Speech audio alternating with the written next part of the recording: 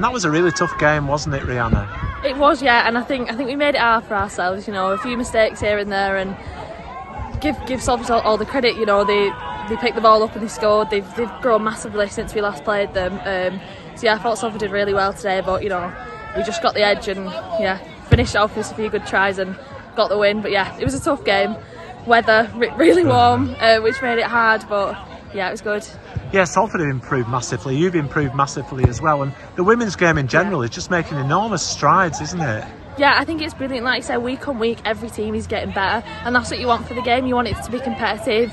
You don't want these games that have got massive scorelines. You want these competitive games, and that's how you learn. So yeah, really good for the women's game, and to see all these people come here today as well, it was brilliant. Yeah, you talk about that, and what a fantastic atmosphere it was. We've had the Challenge Cup on display. You got lots of families enjoying the sunshine, and I was stood next to Kai O'Donnell for the whole of the game, and he was hugely impressed by the standard on display. Yeah, it's great, and I think just there's like a buzz about Lee at the minute, which is really good. Like, we're only a little small town, and everyone's come out here to watch us, the Challenge Cup and everything. So yeah, we're just hoping to carry on our season and hopefully get ourselves a trophy at the end of the year. And what was it like for you as a league girl going to Wembley last week? Oh, it was amazing. Yeah, obviously being from Lee, I live walking distance from the stadium, so it was amazing. Like just being around Wembley, like bumping into people, and just like the passion all the fans has. It was amazing. Yeah. I remember watching your dad Paul play for Lee back in the day. He was a really consistent player, played in virtually every position. And in those days we had an A team as well, and they used to get huge crowds on a Friday night, particularly when they played Wigan or St Helens or Warrington. And such a consistent player, really unlucky in a way that he played in an era when there were lots of competition for centre spots. But he must be really proud that you're now following in his footsteps. Yeah, I know. I love hearing about my dad's stories about playing rugby, and it's just fantastic that now, like, him having daughters, we have the opportunity to play and do what he did, and he loves coming down. He's number one fan. Like, he's always at the games.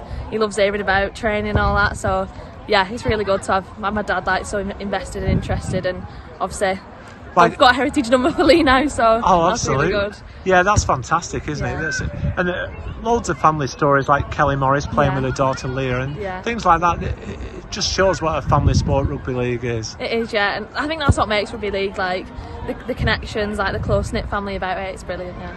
And for yourself, how would you sort of sum up the season so far? It must have been really exciting to be part of the Leopards brand and play on some. You played on some great stadiums. Yeah. I think at the start of the season we spoke about finishing top and winning the league, and I do think some of us were like, oh God, that's a big ask. Like, I hold my hands up. I was a bit like, really, like, it's our first season, but to know it to be like so close in reach, like on us doing it, it's brilliant. But like you said, yeah, we've played at Headingley, which is a fantastic stadium. We've had some tough runs against some big teams, but hopefully that's what we come up against next year, these big teams, and yeah, it's been a good season so far. You've had a couple of games in the Challenge Cup against top level teams. Does that really show the level that you aspire to and what you've got to attain?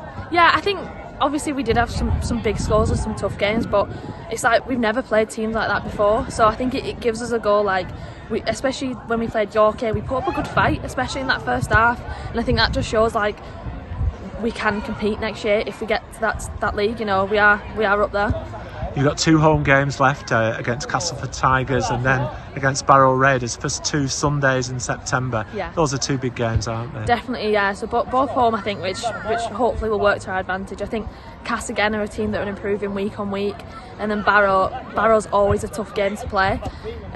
So yeah, hopefully we just train well for the next few weeks and get the wins and hopefully finish top and get that trophy. Yeah, lots to look forward to, and let's hope that everyone turns up to support you. I'm sure they will.